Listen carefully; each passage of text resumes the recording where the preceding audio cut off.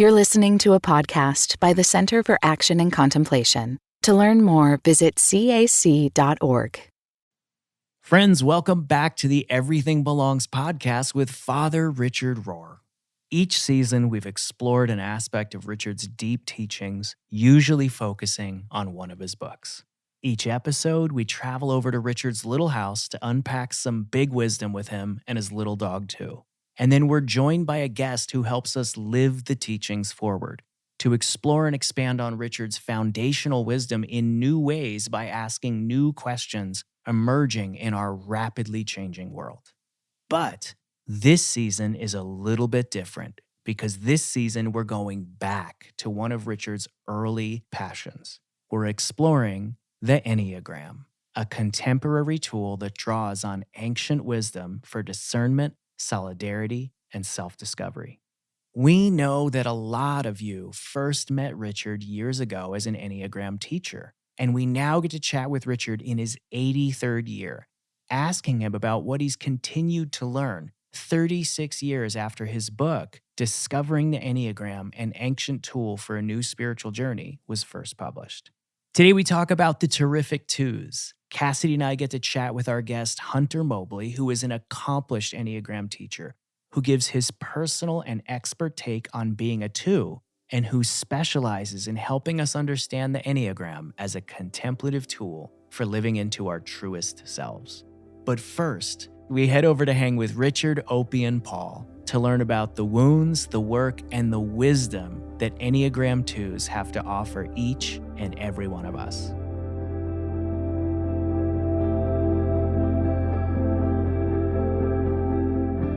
From the Center for Action and Contemplation, I'm Mike Petro. I'm Paul Swanson. I'm Carmen Acevedo Butcher. I'm Cassidy Hall. And I'm Drew Jackson. And this is Everything Belongs.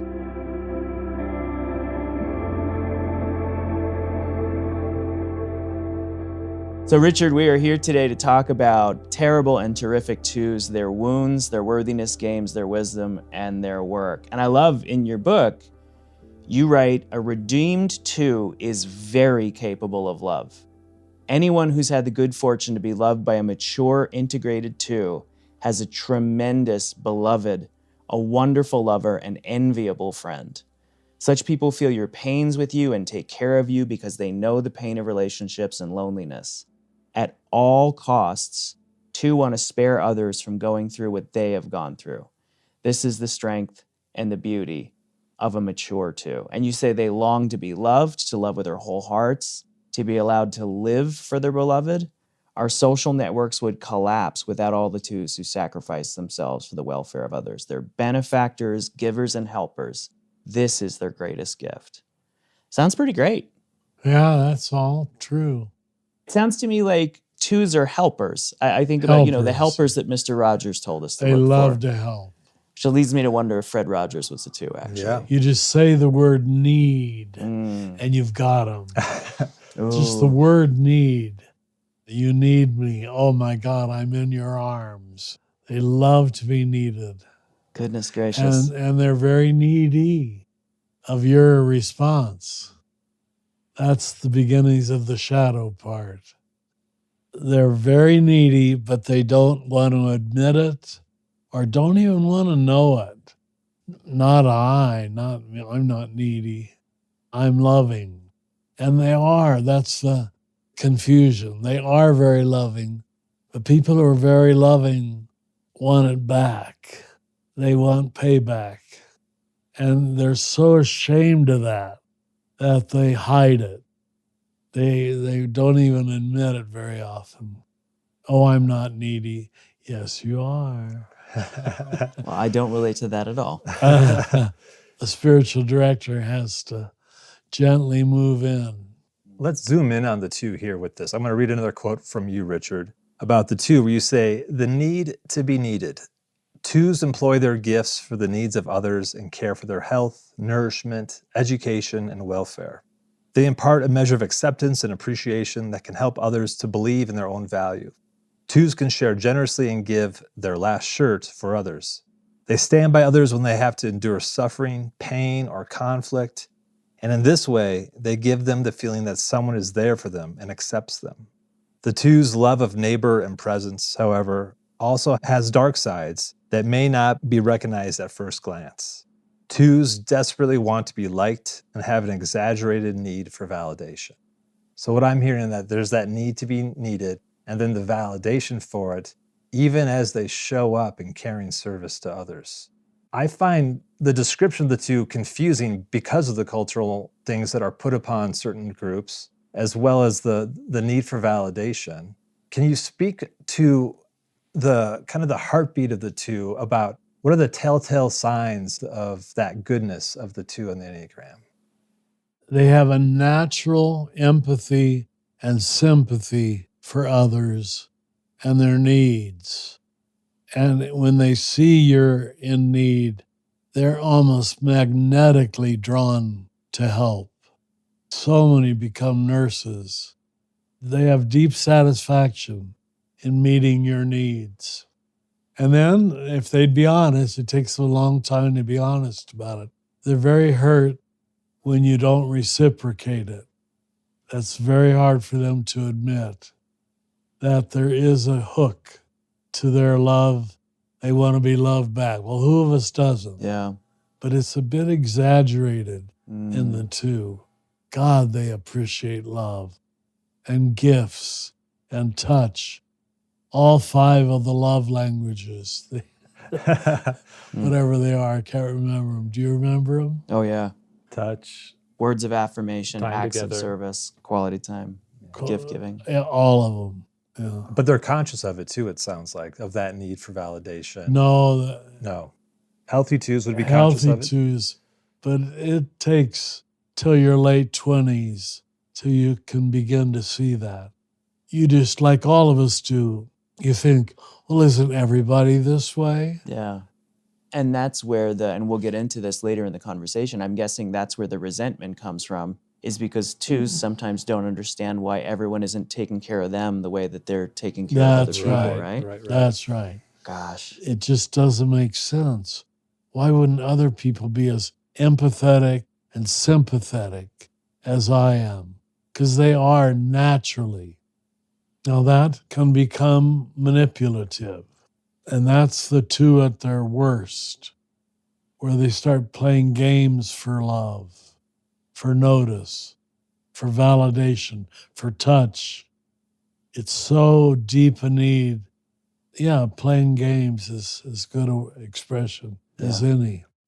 They love to engage you by saying interesting things, because that keeps you needing me. So they'll keep talking, they'll keep cooking, they'll keep serving, whatever it might be to keep you hooked in. That sounds so devious, but we all do it. But the two really does it. They've got to keep you in their friendship circle. I'm so struck by all the subtle forms that each number takes. Isn't that true? That shows up in, it feels like manipulation. It's not just the two, but every number seems to Every have their own number subtlety. manipulates in its Yeah. own way. That's right. That's right. So if we start right at the wound of the two, it seems like a lot of twos have to take on way too much, way too soon. What some folks call, they have to become parentified children. You write, many twos had a childhood that seemed gray and sad to them. Real security and a feeling of having a home were sometimes lacking or less than needed. And then other twos report that they have experienced only conditional love. The love of important people in their life had to be bought by good behavior. If they met the conditions, they could, under certain circumstances, get plenty of love and security, but they were continually being urged to exaggerated good behavior. And you say some twos also recall early on that they had the feeling of having to be a support for the emotional needs of other family members. They had to make themselves useful in order to be loved and noticed. And this is the one that hits hard, and I feel like it's going to hit hard for a lot of people listening, especially our twos. There was a fatal role reversal between parents and children, or parent and child. The child had to mother the adults and deny some of their own legitimate needs. Yeah, everything you said strikes me as the heart of the matter. I said this to you earlier. My sister and I often talk about how she was raised to be the material caretaker of our family. So she had to make sure everyone had enough food, all their needs were met. If family came in from out of town, they had somewhere to stay. And I was raised to be the emotional caretaker of the family. So if anybody was upset, I was the person that checked on them. I was That's the one why that you everybody think talked you're to. a 2. That's why you have me nervous, because I really like being a 4. You have me really nervous. But this sense of responsibility that Yeah. from a young age, Yeah. you have to take care of the people around you. What can you tell us about that in the early life of a 2? Well, you used the word before, role reversal. A child is supposed to be the caretaker of the parent or the other siblings, but they think they are. And thank God there are such people, because they save many families. If no one has a caretaking instinct, all the more they fulfill it. It cannot not be helpful. And sometimes you recognize they need to help me more than I need them to help me. Yeah. That's when you feel manipulated. They create situations where you have to need them. I had a secretary. I can say this now, she's dead, so she won't hear this recording. But she was that way. She just constantly created scenarios where I could not operate without her.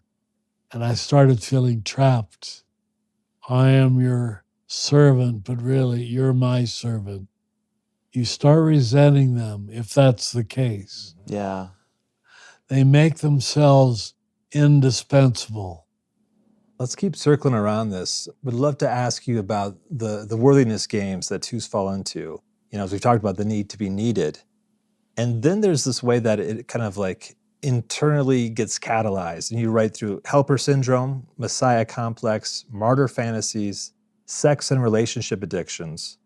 All these typically 2 games sooner or later lead to the experience about which so many members of the helping professions report. And what I find fascinating about this is the way that these internal worthiness games require an imposition on somebody else, or it's a drawing out of that needing to be needed in sometimes fantastical ways, whether it's sex addiction or martyr complex or messiah complex. I'm curious just to hear your thoughts on the interiority of those worthiness games and how they might experience that. Well, for sure, in the first half of life, let's use that old distinction that I use too much, it's almost totally unconscious. They assume everybody is that way. Why wouldn't you be that way? And it's a slow discovery that it's an exaggerated need in their life. And everybody is not that way. In fact, some people don't like to be helpful at all. I mean, you wouldn't call the 5 helpful. It's not in their nature. They do other good things, but they don't perceive need or feel that it's their place to meet need. You used a phrase just recently, you just said exaggerated need, and that seems to be true for all numbers and all types. But the exaggerated need starts to take on a life of its own in some of the addictive ends of this. Yes. Their sin is called pride. And at first, because we think of pride as vanity, you can't live without my love. And I'll make sure it's true. I'll make you need me. It's, I'm saving you. I'm saving this family. It's what the Greeks meant by hubris, an exaggerated sense of my importance, particularly in regard to my helpfulness, my service. So they are definitely attracted to the service industries. Richard, we talked last episode about how there's this character in the book of Job, the accuser, which is the Satan character. We talked about people having an inner accuser that is their inner critic. What do you think the voice of the inner accuser sounds like to an Enneagram 2? What negative message are they always responding to? It's always, you're not doing enough. Yeah. You're not generous enough. You're not giving enough. You're not caring enough. It's a neurotic voice in them, which is really unfair. Because here's a major point to talk about. Others take advantage of that. Yeah. They know that the two will rush in to save the need. So they stop serving. They stop caring because I know Sandra, just a name, will do it. They can be easily shamed into helping, easily shamed into service. They're shame-based people more than most numbers. Tease out a silly idea with me for a minute. Growing up, my favorite superhero was Spider-Man. And Spider-Man's mantra is, with great power comes great responsibility. So there's a great lesson. He says that? Oh yeah, his uncle says it to him just before he dies. Dying And he words. tells Spider-Man that he has a responsibility. Because he has power, he has to use that power. He has a responsibility to help people.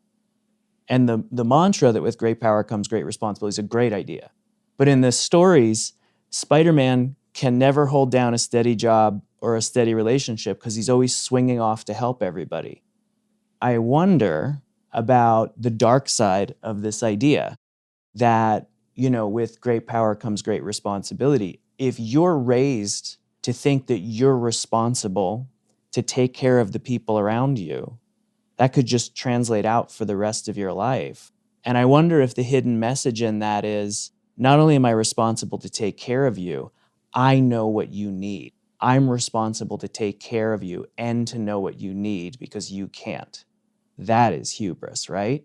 Not only do I think I need to take care of you, I think I know what you need better than you do. Well put. That's true. Do you think responsibility then, like an exaggerated sense of responsibility, is a big deal for Enneagram 2s? Precisely to help. Responsible to be your helper. And for you to need my help. Yeah. Well, that's the other thing about Spider-Man. He swings around on webs, so there's always strings attached to everything he does. Oh, how clever. Is that a 2 thing as well? Like, I have a responsibility to help, but there's strings attached. Yes, which they're totally unaware of. And maturity for a 2 is as they begin to see that. And they often will weep. I've had over the early years when I used to teach the Enneagram a lot, when I give Enneagram retreats, when the insight would come that I'm a 2, they'd actually start sobbing. It's so shameful. My God, this is what I do all the time. And they don't want to be that way. They really don't.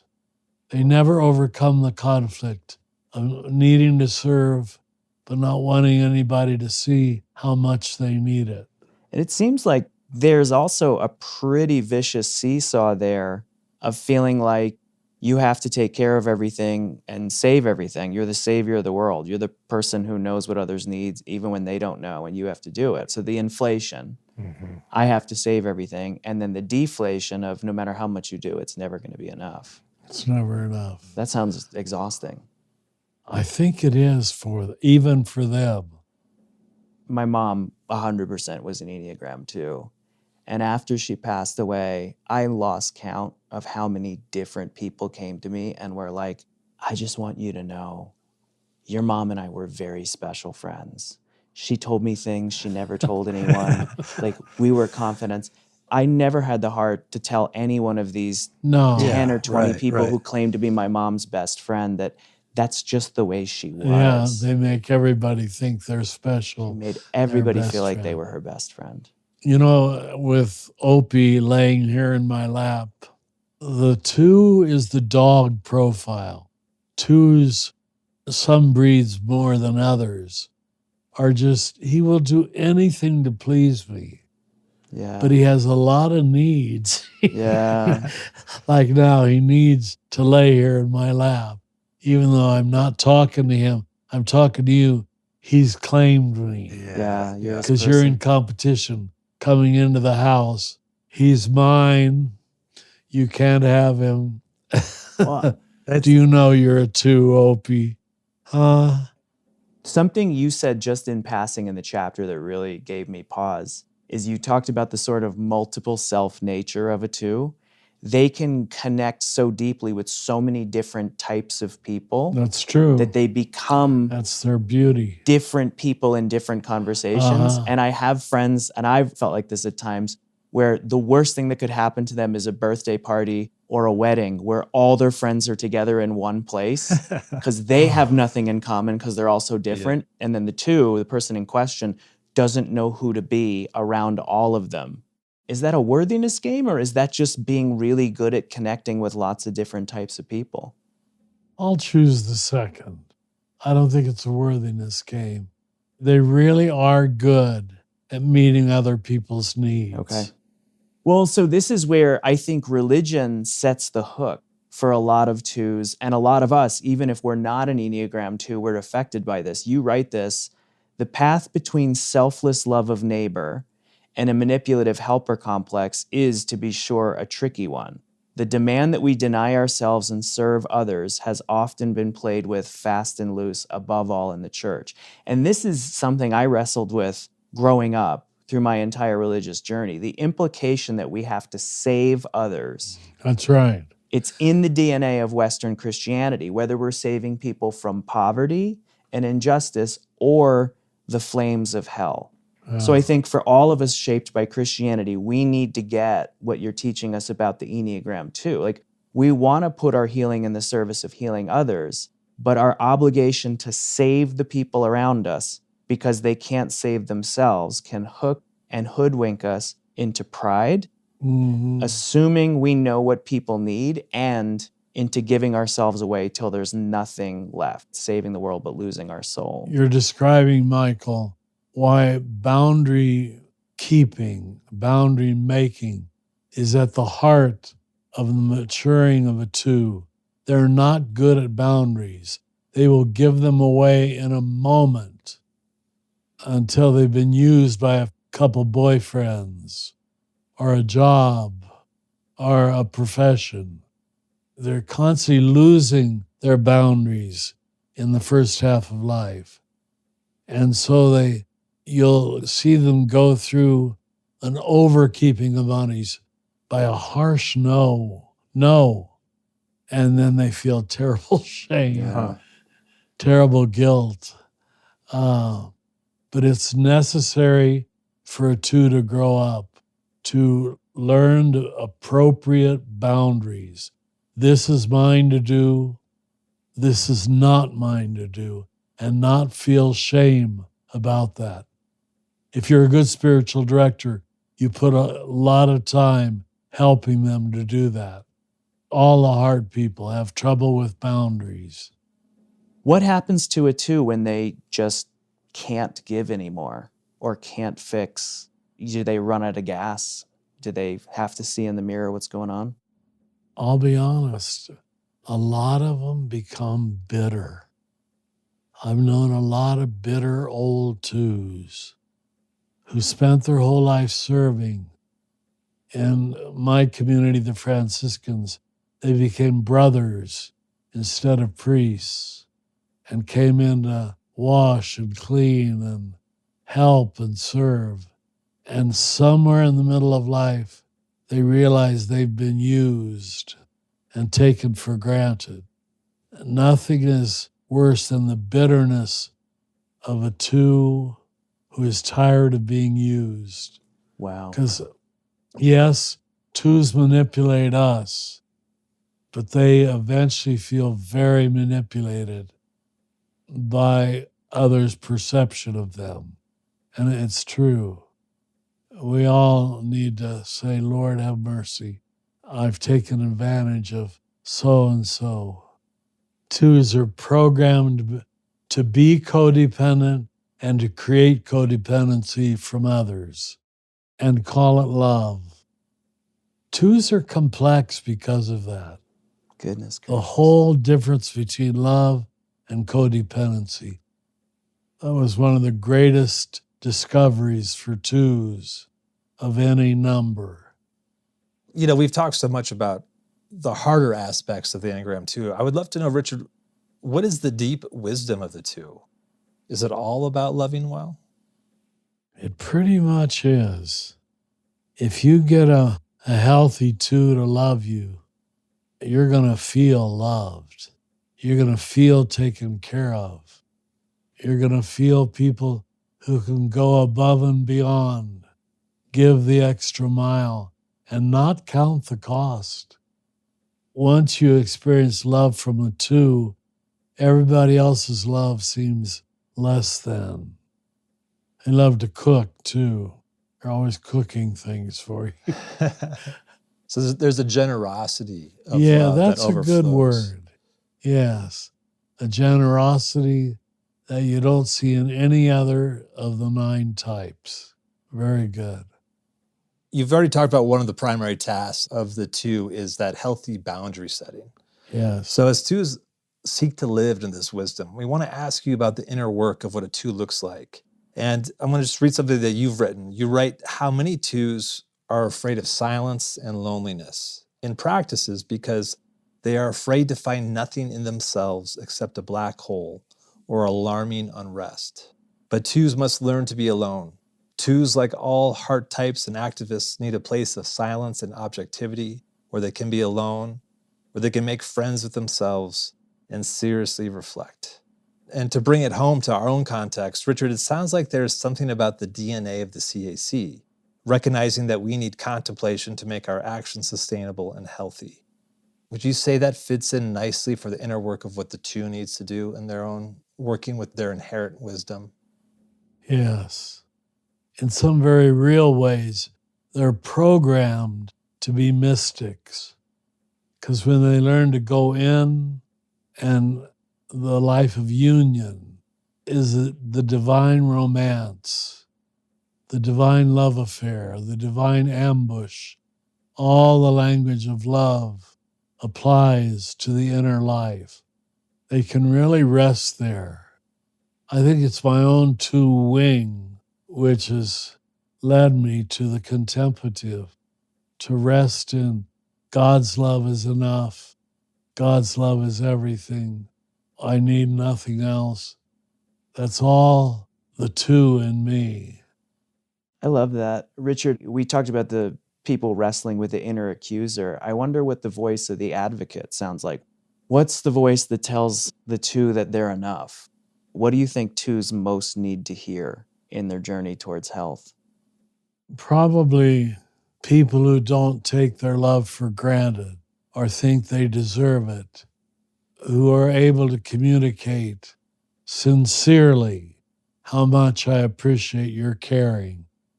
Now, use the 5 love languages. It might mean through a gift. It might be special time. It might be through a touch. To know that we don't take them for granted. Yeah. Signs of appreciation and gratitude. 2s are deeply grateful for gratefulness. Yeah. Yeah, and I imagine it's a task to find and receive that from folks, and then to give it to yourself, to trust that Very you are good. Sure. loved and enough. Sure. You said that earlier. That word "enough" seems to Yeah. resonate. I think I love this teaching from the Desert Fathers and Mothers. I talk about it all the time. Apathia sounds like apathy, which is not caring, but it's not caring. It's not caring about what doesn't matter. So you have more room to care about. I like how you always say that. Yeah, and not carrying what's not yours to carry, so you have more strength to carry what is. Richard, I would imagine 2s, is that a journey for them to figure out exactly what is theirs to carry and to let go of everything else? That's what I mean by boundary creating. Learning, that's not mine to do. That's very hard for them, even painful, to say, I do not have to save the world. I just do what God has gifted me to do, and the rest can be left to others. That's a mature 2. Sounds like there's a lot for us to learn about sustainability. That's the letting go of their pride. It reminds me of that quote of, where's your, I'm going to get it wrong, but to paraphrase, where's the world's great need and your great passion meet? Yes. And then to be able to hold that in tandem with the wider body of Christ. You do your piece. Seems like a real grounding for a two to move into that space. Would you say that that's what the outer work of the two looks like, is about carrying the sustainable service forward without having it be an over-responsible act on their end? Without needing to let everybody know that I'm helping. When you can do it without gratitude, without people appreciating it, that would be the saint in the two. And it's our classic Christian definition of a saint, who can love without needing to be loved back. Now, none of us get there till the second half of life, but that's certainly the task of a two.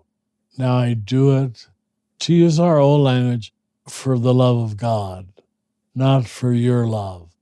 I've let go of my need for you to notice it or to love me back or to even appreciate it. I do it for its own sake. That's the final stages, I'm sure. Yeah. I love that. As we're closing, this reminds me of Henry Nouwen somehow, his teaching on the wounded healer and the beloved. Do you think he was a two? Oh, at least with me, many times. He was a classic two. Did you know him?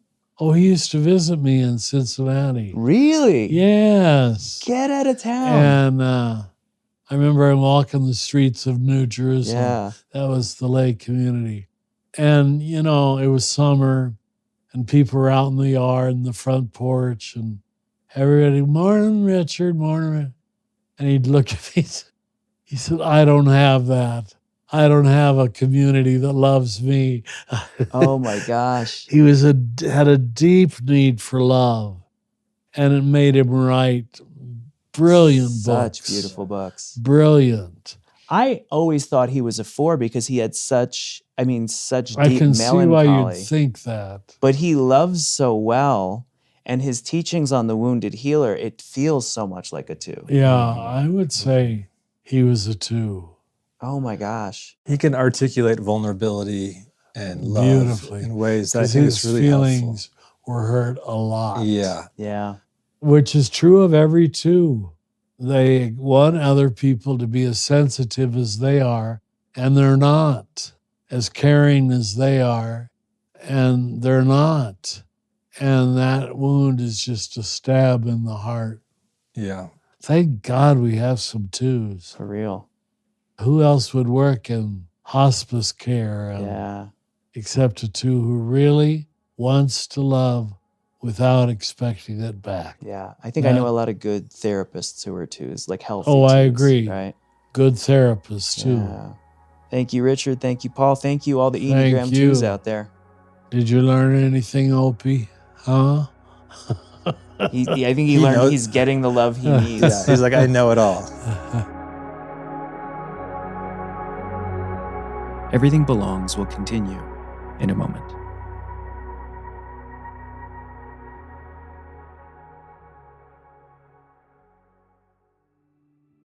Imagine your faith grounded in relationship and more aligned with the sacredness of all life. Discover how at our next online gathering, How Can We Reclaim Jesus from Empire? With Brian McLaren, Randy Woodley, and Edith Woodley. Learn Indigenous teachings that invite us to live spiritually connected to compassion and creation. Join us live on Friday, July 10th. Watch the replay or both. Learn more at cac.org/empire. That's cac.org/EMPIRE. Step into a deeper spiritual journey with the Divine Exchange, Living in Sacred Rhythm. This self-paced online course invites you to explore the Christian wisdom tradition with new videos featuring Reverend Dr. Cynthia Bourgeau and opportunities to connect with fellow enrollees in live calls. Flexible pricing and financial aid options are available. Learn more and enroll at cac.org/divine. That's cac.org/DIVINE.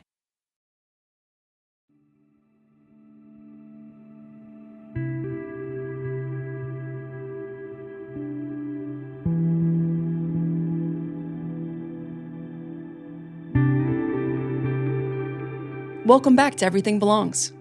Hunter Mobley is a nationally recognized Enneagram teacher, contemplative guide, speaker, and author.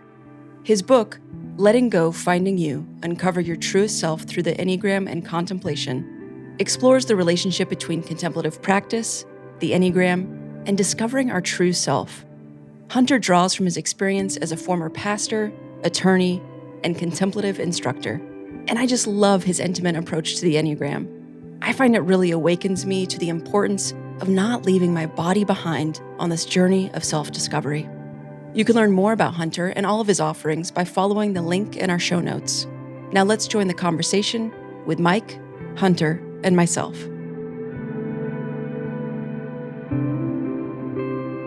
Oh my gosh, Hunter, I am such a fan of the gentle and authentic way that you teach.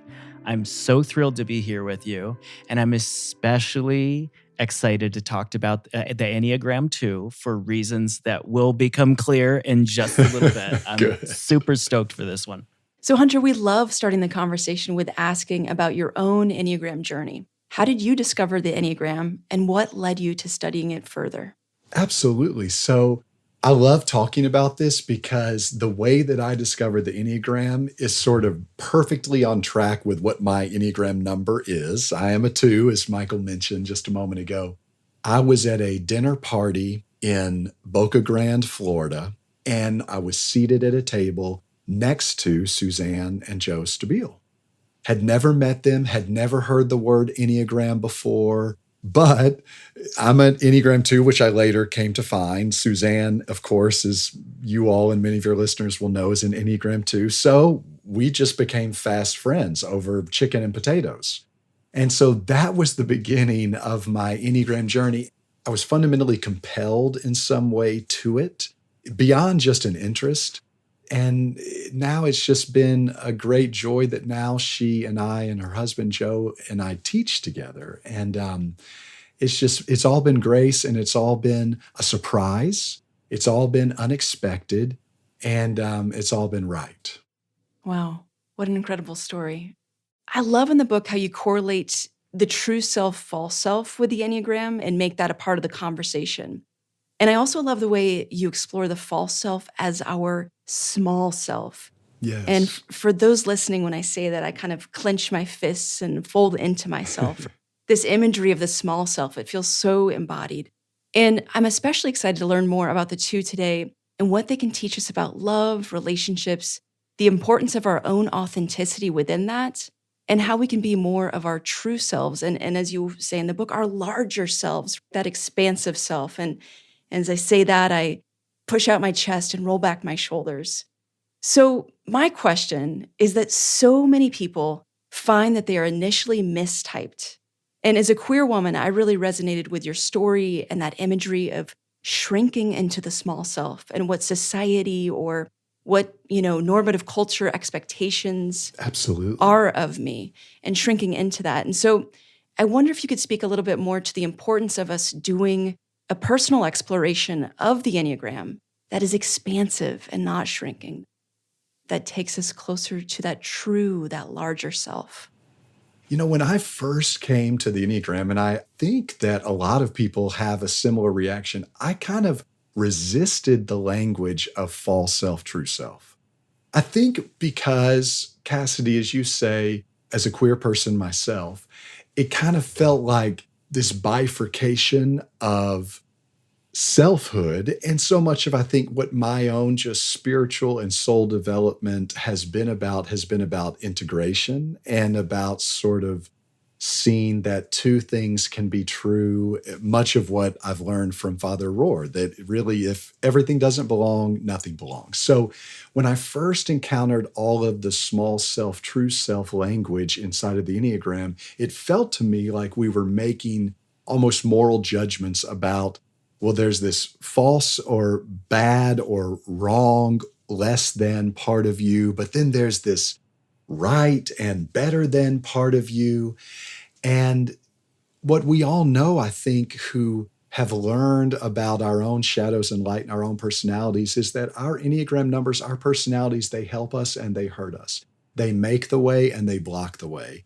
They're blessing and curse. And so I've come to really learn and discover that false self, true self is really just a way of describing two sides of a coin. And it's really a 180-degree paradox description. And the virtues and the passions are, I think, our best clue to that. The virtue really describes the true or the larger self.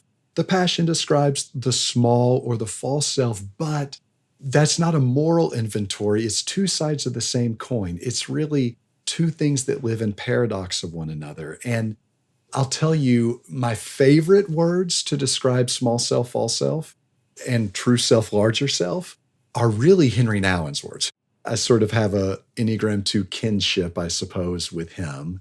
Henry Nouwen, he uses language for true self, false self that is this. He says our false self or our Enneagram type is really our relevant self. It's the self that is capable of doing and building and producing. It's kind of the self that we spend our lifetimes building in our work, not just in our income producing work, but in our good justice oriented work. It's the part of us that gets things done and does important things for God. So just, air quotes with that. But then he says, behind and beyond relevant self, we each have an unadorned self, which is the self, these are his words, that is capable of giving and receiving love apart from any accomplishment. And what I love about that way of framing false self, true self is saying, relevance, the relevant part of ourselves, the part that does and builds and proves and accomplishes, there's nothing wrong with that. In fact, that's how we get through our days. But it's not the most interesting or even true thing that could be said about who we are, that unadorned self, that soulful self, the self that is capable of giving and receiving love apart from accomplishment. That's again, to just kind of borrow and steal one of Father Rohr's metaphors, that's the immortal diamond. That's the thing within the thing that, frankly, is the oldest thing. It's the truest part of us, but it's just the part that is so precious and so true that we learned that it is also the part of ourselves that is the most capable of injury. And so as young people, we became experts at guarding it and protecting it. As children, we're so smart, we're so intuitive, we all learn that the safest way we think to hide something about ourselves that we just don't want to be on the bleeding edge of what everyone knows or sees is to share a projection of its opposite. And so that's why these true aspects of ourselves, which are reflected by the Enneagram virtues or the holy ideas, these sort of articulations of what each Enneagram type looks like in its most soulish space, that's why those are actually protected by their opposites. And the passion for each number we see is just the opposite of the virtue. And then the challenge is that we become so good at projecting this opposite that we ourselves forget that there was ever anything behind it. And so our big journey is a journey of remembering.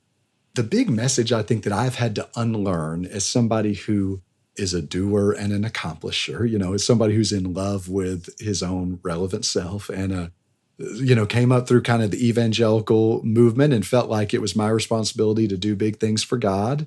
The big unlearning for me has been that the work is not to go outside of ourselves and to climb the hill and to take the hero's journey to find the thing that we don't have that we need.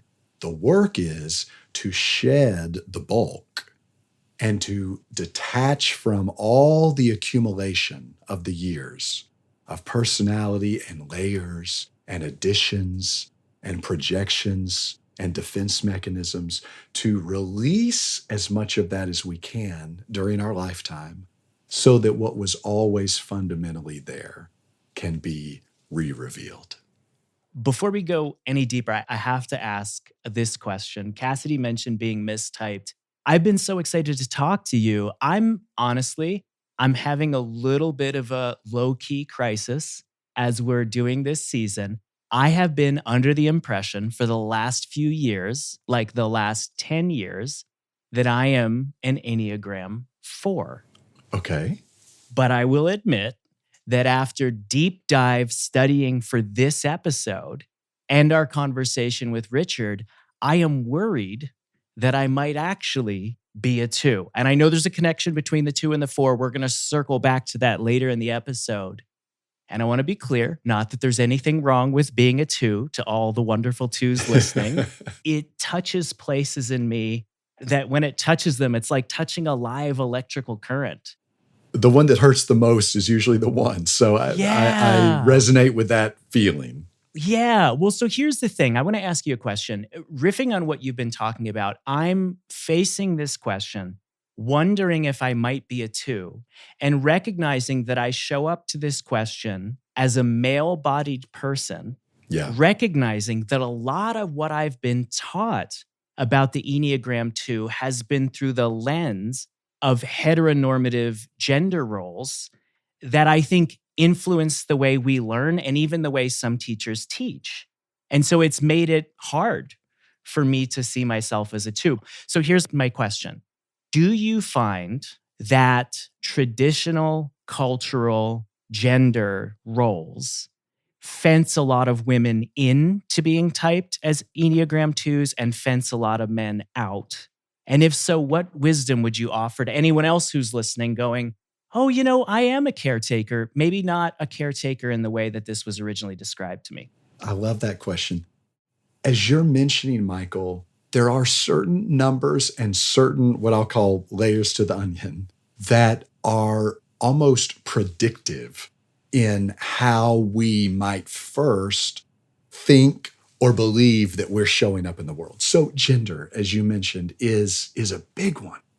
And when I live in the American South and I go teach at a lot of churches, and at some of these mainline churches, I've got a room in the American South full of people in their 60s and 70s. Okay. So just picture it for a minute. Go with me. A couple weeks ago, Suzanne and I are teaching in Jackson, Mississippi. And we've got a room that's mostly full of people from about 55 to 75 that are a part of a United Methodist Church congregation. Okay, that's a lot. First of all, there's a lot in there. We've got a denomination. We've got a geographic location. We've got an age demographic. I mean, there's so much more that we're not even mentioning, about other factors. And most of the women in that room identified as Enneagram 2s. Now, just as you mentioned, and it's kind of low-hanging fruit, but it's a helpful caricature that just teaches all of us about a variety of topics. If you are a woman in the United Methodist Church in the American South between the ages of 55 and 75, and you are involved in your local parish and congregation enough that you come to an all-day Saturday workshop with Hunter Mobley and Suzanne Stabile, were you allowed to not be a 2, right? I mean, we've got all of those kind of things. And then on the same framework as you just mentioned, Michael, I'm an Enneagram 2 male. Well, all the messages in my atmosphere coming up were, that's really not what we would love from you, Hunter. I mean, really, could you be a little bit more strong and less sensitive and, less of a feeler? And so as an Enneagram 2 male coming up in the world, what I learned to do is cover with a big 3-wing. And you find most Enneagram male 2s, it's very common that they have learned to cover a lot of their life with a 3-wing. And there are so many ways in which, unfortunately, the tables that we sit around do not set a place for us to show up how we really are wired and built to show up. And so we cover in so many ways. And that makes it very hard for some of us to really get to our true core number. And I'm a big believer that our Enneagram number is a doorway and a gateway. Okay, so let's think about it back in terms of the passions, virtues that we talked about for a moment. our particular passion that is associated with our number is really our entry point into the room of passion. It's sort of the first one that we pass through as we head toward an access point and a room that gives us connection and access to all of the 9 passions. Pride is my passion as an Enneagram 2. Well, when I really just kind of go deep into pride and I'm sort of just wallowing around in it and in kind of excess in my number, I mean, you don't have to look far to find all of them. Lust and gluttony and sloth and anger and fear, all the passions are there. And at some point it becomes even not interesting to try to say, well, which is the one that you're hooking into right now? Well, pride got me there and then I'm swimming. Now, but the opposite is true as well. This is the hopeful part.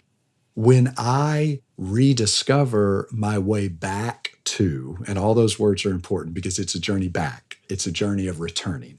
When I find my way back to the virtue of humility that is just naturally sort of forgotten and lost to me a little bit in my life of building relevant self, when I find my way back toward humility, it is my entry point to the room of virtue where all of a sudden available to me is serenity and sobriety and non-attachment and action and all of the virtues, which is why, and this is kind of the connection to mistyping sometimes for people, is why when people are at their unhealthiest, it's all the numbers. It feels like all the numbers.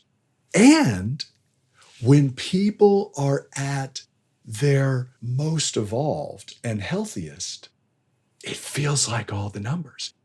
The more tools that you have embraced and the more connection to soul and true self that you have found, the more access to the room of virtue. So that's not the answer for mistyping for everybody, but there are moments, Michael, where I think when we're at our worst and we're at our best, those are the moments where we actually can see ourselves more in all of the numbers. And so sometimes the typing question gets best answered when we can catch ourselves in average space. Not our worst, not our best, but in sort of the everyday kind of average. That's usually our best fertile ground for discovery of the Enneagram type that is going to be the truest for describing our story. It's a great answer. It's wonderful. Thank you so much. I appreciate it. I want to get a little bit more into who the 2 is, what the 2 is, what the 2 looks like. And from what I know, 2s are known for giving and giving and loving, and oftentimes at the cost of themselves. And I wonder if there's something we especially learn from 2s about the journey of not rendering ourselves invisible from all that giving, from all that loving. Gosh, Cassidy, that's such a generous and kind and grace-filled way of describing 2ness. I think, as you just mentioned, one side of the coin is this kind of invisibility or shrinking from 2s. What that means is 2s sort of lose touch with who they really are, right? And what they really feel and what they really want because they have just become so over invested and identified with the exploration of who you are and what you want and what you need and what you feel. But the big challenge for 2s, for myself, I'm speaking to myself here, is the pride that you're describing inside of that kind of invisibility is that we have not let ourselves be known by others. And of course, the fundamental reason to offer ourselves some grace, the reason why we haven't let ourselves be known by others is because we have not let ourselves be known by ourselves. And so I'll tell you, my biggest check personally of, am I doing well in a particular season or not, is this. After I've had maybe a week of meetings with people, lunches, coffees, dinners, just interactions with people, when I hear multiple times during that week when I hear, gosh, Hunter, this was so awesome to be with you. I loved this time. Wow. It's so good to be with you. But gosh, we didn't get to talk about you at all, Hunter. We spent the whole time kind of, talking about what's going on with me. And next time we get together, Hunter, I want to know all about what's going on in your life.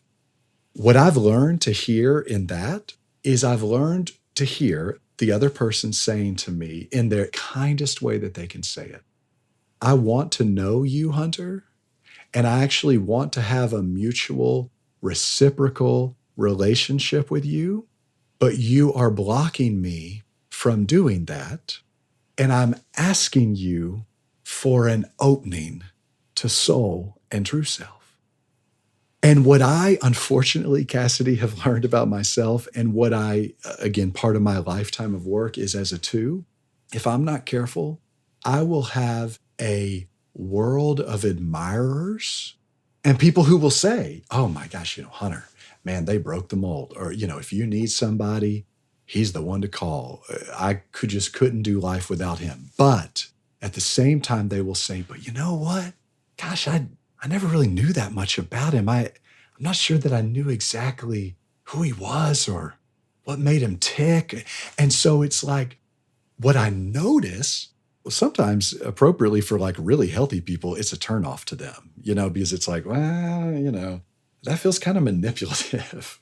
Like when you encounter really healthy people, sometimes they kind of see through that. It's like, well, I'm not really looking for a helper. I'm looking for a friend, or I'm looking for a lover, or I'm looking for a companion or a peer. I'm not looking for a guru. Then sometimes people who, they are kind of looking for help, then it creates these weird sort of power dynamics in relationships sometimes that get just messy. And ultimately, it keeps us as twos from really finding the true love and connection that we really want. We find admiration and we find validation and we find appreciation. And the question is any of that really love and connection? When you don't offer the whole you also don't posture yourself to receive the whole embrace of love from the other. I've had a lot of friendships that, especially earlier in life, kind of ended because the person finally was able to say, in a way, it's like you're smothering me. You don't even make enough room for me to show up as I am. And, the problem with twos is the both and piece. The truth of twos is we are glue players and sort of centerpieces in the relationships and communities and contexts that we're in. But the challenge is I can be a glue player or a centerpiece in a way that is loving and freeing, or I can be a glue player and a centerpiece in a way that's manipulative and controlling.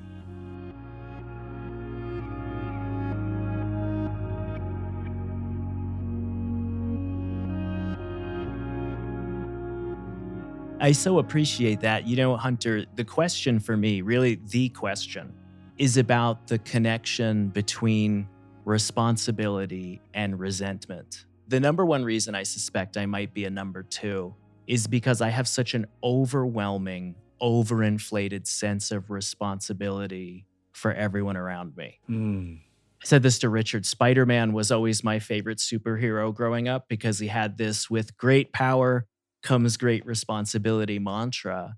And somewhere deep down, I genuinely accepted some kind of message that it's my job to take care of the people around me. And I'm embarrassed to admit, embedded in that is a message that it's my responsibility because I know better what people need than they know themselves.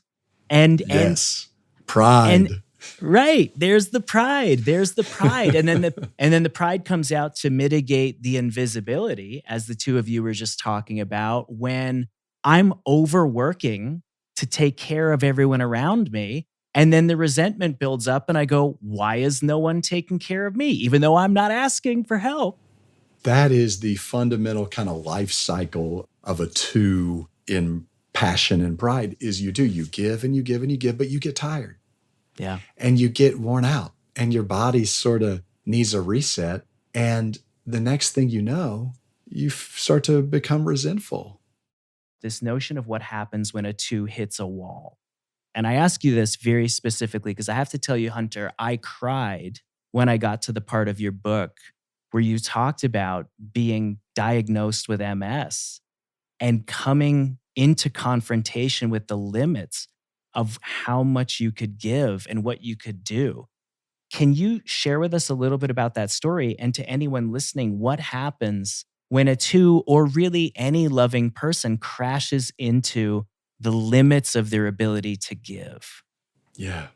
You know, when a two or anybody crashes into that limit, it's the inflection point. It's the moment in a way of truth where, for a lot of us, it's finally the moment of teachability for us. Father Rohr says that suffering and loss and grief and pain, they're our best teachers, right? So in many ways, when our personalities are working great for us, when everything's kind of just working, there is nothing to invite us to kind of get off the personality train. And on the flip side, when we hit the wall, when we encounter like a seven, when our friends who are sevens encounter the grief that cannot be avoided and reframed, when the two reaches the place where they just have nothing left to give, or they physically can't do the thing that they would want to do, the tables have flipped. That is actually the offering. That's the great moment where for just a minute, we have probably more access to reclaiming of true self than we've had in a long time. And it's the moment where we embrace the journey of descent, which will take us to true self and will take us to soul and will take us to transformation. Or it's the moment where we claw our way back up to the journey of ascent and we find some new way to start climbing again and take the hero's quest. And we're presented with both options. And of course, the spiritual story, as we know, is all about a journey of descent. Everything in spirituality is about subtracting, not adding, and descending, not ascending, all of that. Becoming the holy fool, not the rising star. And so for me, in my MS journey, I can only sort of speak about these things in hindsight because when it's happening in real time, it's just happening.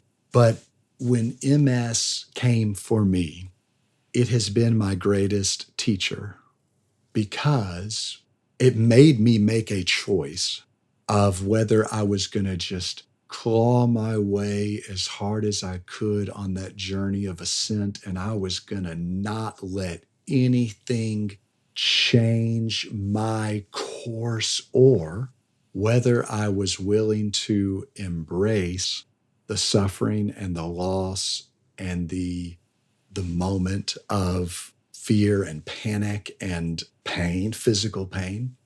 And because, thank the Lord, I had some tools that other companions had offered me along the way, because I was curious enough about the journey of descent to take it for a moment. That's where I found the gift and the grace of true self. I finally realized there is one thing for us to do: not avoid the suffering. And if we just won't avoid the suffering, which every one of our Enneagram types gives us an almost endless bag of tricks to avoid suffering. Now, they're different for all of us. So for twos, it's my easiest pathway to avoidance of suffering is just sort of rescuing and intervene and jumping in and trying to save the day for somebody else. But if we just won't avoid the suffering, then the suffering will have its journey in us, and we will naturally, through the work of the holy living within us, find our way toward endurance and character and ultimately hope. And so my journey with MS, my journey of life, my journey with everything, my journey of finally embracing queerness, of telling the truth about myself and who I am, just my journey of life is fundamentally a journey of letting the suffering have its way in me long enough for the whole process to happen that ultimately takes me to hope, takes me to truth, takes me to soul, takes me to joy, essence, all the good things. I so appreciate that.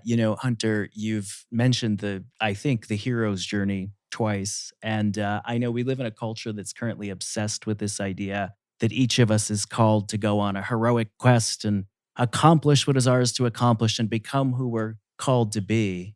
And I know we see that in old stories, but I think there's a story that's older. I do too. And that's the story of facing our wounds and letting our wounds lead us to wisdom. Origen talks about our wounds becoming health-bestowing wounds. And then out of our healing, offering our healing in the service of healing the world. And I think it takes more courage to walk that path than it does to walk the supposed path of the hero to climb the top of the ladder and accomplish the things that culture tells us we're supposed to accomplish. So thank you. I do too. Well, thank you. And if I can say one thing about that is so important to me, because it's what ties all of this work together that you all do at the Center for Action and Contemplation. And it's why, to be honest with you, I'm not that interested in having Enneagram conversations that do not also make space for something within the spirituality conversation to also be included. And I say the spirituality conversation in the biggest tent way that I can say that. And it's because when we are trying to work on ourselves or change or do something different or overcome these personalities, ultimately we're just on that heroic journey that you're describing. We're just adding, we're climbing the hill, we're remaining in charge. And so what I learned was that the only tool that I have in my toolbox that actually allows me to let go and take that journey of descent, that journey of attending to the suffering long enough for it to have its way in me, is contemplation. Honestly, contemplation as compared maybe to an active spirituality or an active posture in spirituality of, I'm going to do big, great things for God and we're going to accomplish and we're going to take the hill. That approach to the spiritual life and to Enneagram work, all it does is build more personality and build more ego. So when I go places and people ask me, so Hunter, what are the 2 steps and the 3 books and the 5 conferences and the 4 mantras to healing my essence or, to fixing my number? It's like, there are no 3 steps, there are no 4 mantras, there are no 5 books, because all of that is about remaining in control. However, when we embrace a posture or an ethic of a contemplative way of living, letting go, subtracting, centering prayer, all the tools of contemplation that are bigger and broader than just even the Christian way of hooking into those tools and those practices. Those are the access points to true self and to soul. That's the way of finding our way back from ego to essence. And so, honestly, I kind of almost never now don't talk about the Enneagram and contemplation together in one conversation, in one moment, because I'm honestly not very interested in the Enneagram without contemplation. You don't need any of the words of the Enneagram to journey back toward essence and soul and virtue when you embrace a posture of letting go and opening up and embracing the true inner witness and the holy in you. How might you word or express how we can love and show up for 2s? And with that, I know it's also a recognition of the ways 2s have shown up for us. Yeah. Well, I think the most loving thing that we can offer to a 2 is the intentional invitation and space for them to really declare who they truly fundamentally are to us. So what I mean by that is, in some ways, it sounds kind of weird, but it's like the best way to love me is to not take what I say at face value. That seems strange, but it's like to not let me off the hook so easily. to be invested enough to ask maybe the follow-up question, or to sit with the silence long enough for me to arrive at the answer. When my therapist says, "Where is this showing up in your body?" I have no stinking idea. I mean, I'll make something up just to get to the next question.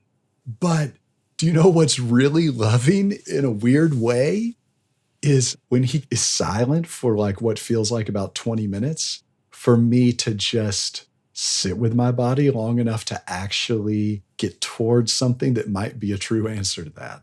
So, how do we love twos? I mean, in a way, it's not really through expression of our appreciation or, some of the things we might think, because that's just part of the addiction. That's the thing that I want from you. It's not the thing that I need from you. But when you are invested enough to slowly and intentionally prod and poke a little bit so that I can arrive at my own expression of who I am, what I want, what I need, what I feel, that is not just a reflection of who you are and what you want, what you need, and how you feel, because that's the first answer I'm always going to give you to any of those questions. Wow, that's pretty loving. But it's weird. It's not easy. And of course, it has to be done in wisdom and gentleness, because I don't want to feel attacked like, well, no, give me a real answer, Hunter. We have to figure out how to show up like that for each other. So good. We're coming to you from the Center for Action and Contemplation. We believe that our contemplative practice, that our healing, our transformation should be put in the service of healing the world and transforming the world. When I think about action and activism, I have the deep sense of appreciation that it is the Enneagram 2s that humanize activism and action. I do think that's the image of God that we are invited to bear out. We're all image bearers of the holy. And I think the gifts and the virtues, particularly inside of each of our Enneagram types, are the best revelation of a particular part of the image of God. And then, as Father Rohr says, then the whole Enneagram together is the face of God. And I believe our beautiful part is really that relational, connective. At the end of the day, it's all about love. That's all that remains. Faith, hope, and love. And the greatest of these is love. The tongues cease, the cymbals crash, all the words of knowledge come and go. And ultimately, the love that tethers and binds us to the holy and to one another is the fundamental thread that is the thing that remains always and that can never be lost. That feels like an amazing note to go out on. This has been so rich and so good. Hunter, thank you so much.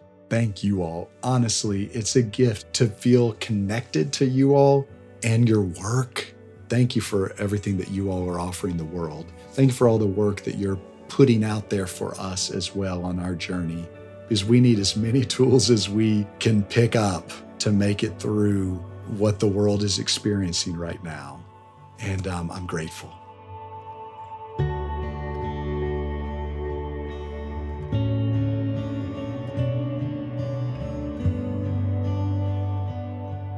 Oh my gosh, Cassidy, Hunter is just the best, isn't he? It was such an incredible and rich conversation. I've learned so much about the twos and so much about myself, because all of the numbers are a part of us. I think about that conversation with Richard, followed by that conversation with Hunter. Yeah. And all the ways that it invited me, and I think all our listeners, into thinking about how we love ourselves well, how we love others well, how we face our limits, and how we learn to ask for help. What a gift the twos have to give to all of us. And I sense there's so much about the twos teach us about fitting and belonging, that lifelong search for that we all experience in different ways, but the ways we need to first belong to ourselves and first fit in with ourselves. Yeah, and I so appreciated that in our conversations on the air and off the air, Hunter and Richard both mentioned Henry Nouwen, who I know is a cherished teacher for both of us. Yeah. And I think about all the things that Nouwen taught me. I started reading him in college about being a wounded healer. And when I think about it in the terms of the two, a wounded helper, this idea of learning the balance of filling our cup and pouring it out for others. What a gentle art form to figure that out. Absolutely. I always think about Nouwen's book, The Inner Voice of Love, Ooh, that I love think that he one. wrote in the late 80s. And it's excerpts from his journals where he says he came face to face with his own nothingness. And isn't that what you were talking about with Hunter, about where the twos can become invisible because they pour themselves into others' needs and focusing on others? And I think that is a task for so many of us, whatever our Enneagram number is to encounter our own glorious identity as beloved children of God. And That's right. yeah, shine our light. For sure. And another thing Hunter said that I really loved was we not only have access to all the virtues of every number, I can learn humility from the two so deeply, but also we have access to all of the passions. And so we have to recognize, he kept saying both sides of the same coin, the ways in which once we access that room, everything is there and we can learn from all of it. We can learn from the passions and the virtues, or as we talk about, the wounds and the wisdom. What a gift it is so early in this journey. We're 2 numbers in, and I'm already learning so much about myself and so much about people that I love and how to love. And I mean, that's the reason we're here, is to learn from our wounds. Yeah. Let them lead us to wisdom and help us find our work in the world. And I will admit, I am very seriously in dialogue with the fact that I might actually be an Enneagram 2 after listening to this episode. It's hard to not listen to these and have these conversations and not think, oh, wait, is that me? Because there are so many parts that speak to us, that speak to our inner being and in our deep spiritual lives. And I think that just keeps pointing me to the fact that all the numbers are a part of us, and that's important. And that's it. And there's that first number that is sort of the front door that leads us in. But once we step in, as Hunter was telling us, it's all there. So we have so much to learn from every single entryway. All 9 of these doorways to self-understanding and love have so much to give us. So this is so great. Cassidy, what do you think are some good reflection questions we can leave folks with as they have their own conversations? Well, first a shout out to all the 2s out there, because I love what Richard writes in his book when he says, our social network would collapse without all the 2s who sacrifice themselves for the welfare of others. They are the benefactors, givers, and helpers. This is their greatest gift. So thank you to all the 2s out there. We need you. We love you. And maybe, Mike, that's also you. Yeah. I'm glad you're here. Yeah. Yeah. And we know there's a special connection between the 2 and the 4 because they are connected in the Enneagram, and 2s move to 4 in health and 4s dissolve into 2 under stress. We'll talk about that at the end of the season, but what an invitation to learning and loving. Yeah. Yeah. So in thinking about reflection questions, one of the first ones I want to begin with is 2s teach us a lot about the pain of not fitting in and that longing for belonging, but also the importance of belonging to ourselves. So how are you finding the journey of the Enneagram, a journey into your own self-transformation and self-belonging? Oh gosh, what a great question. Another thing that folks might want to think about, there's so much injustice in the world right now and so much work to do. I think for our listeners, I would ask, when you hear the statement, it's the reality of personal relationships that saves everything. And Merton asks us to think about relationship over result. What does that mean to you? Yeah, and in listening to the idea that the true self and the false self are similar to that larger expansive self and that smaller shrinking self, where do you feel yourself shrinking? And where do you feel yourself expanding? And Mike's going to offer us maybe an embodied practice, or at least I hope. Absolutely. Let's go out on these 2 last notes, and then for sure, what did this conversation about the Enneagram 2 help you learn about loving yourself well and loving others well? Ooh, and honestly, this last one is the shortest, but the absolute hardest, at least for me. Oh, yeah. And that question is, how do I need to learn to ask for help. Folks, you can get all those questions in writing if you sign up to get our monthly supplemental materials and conversation guides at cac.org/belongs 2026. That's cac.org/BELONGS 2026. And now, Cassidy, as you signed me up for, I will say this. When I was listening to you talk about shrinking and expanding, I literally physically constricted when you talked about shrinking. And then I physically expanded my body. And so I think something that I've found useful in sitting with this, and I would encourage folks to try this out, when you are thinking about whether or not something is inviting you to shrink or expand, when you feel that shrinking feeling, literally act it out in your body. When something makes you feel small, clench your fists, hunch in your shoulders, cross your arms, tuck your head in, and really embody what it feels like to shrink. And then sit with that for a minute and imagine yourself expanding. Stretch out your arms, arch back your shoulders, reach your head up towards the sun, put a big smile on your face, imagine your heart shining and expanding, and ask yourself, what does it mean to lean into expansion, into an expanded self? Just as Hunter reminded us, the Enneagram can be a tool that puts us in boxes, or it can be a tool that sets us free. Let us always lean into the practice of living from our expanded, true self. Amen. Thanks, Mike. Thanks, everybody. We'll see you again soon with our episode on the Enneagram 3.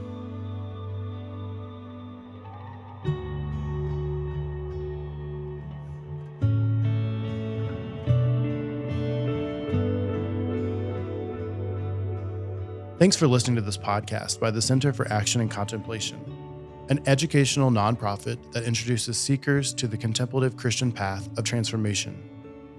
To learn more about our work, visit us at cac.org. Everything Belongs is made possible thanks to the generosity of our supporters and the shared work of Mike Petro, Paul Swanson, Drew Jackson, Carmen Acevedo Butcher, Jenna Kuiper, Izzy Spitz, Megan Hare, Sarah Palmer, Dorothy Abrams, Brandon Strange, Vanessa Yee, Cassidy Hall, and me, Corey Wayne.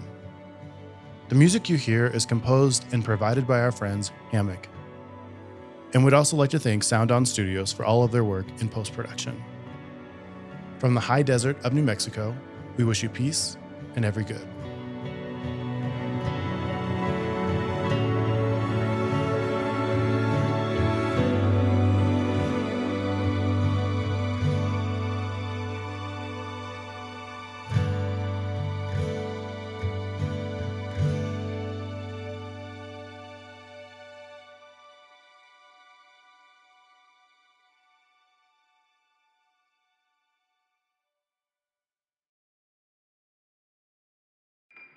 Do you feel called to walk a more contemplative path?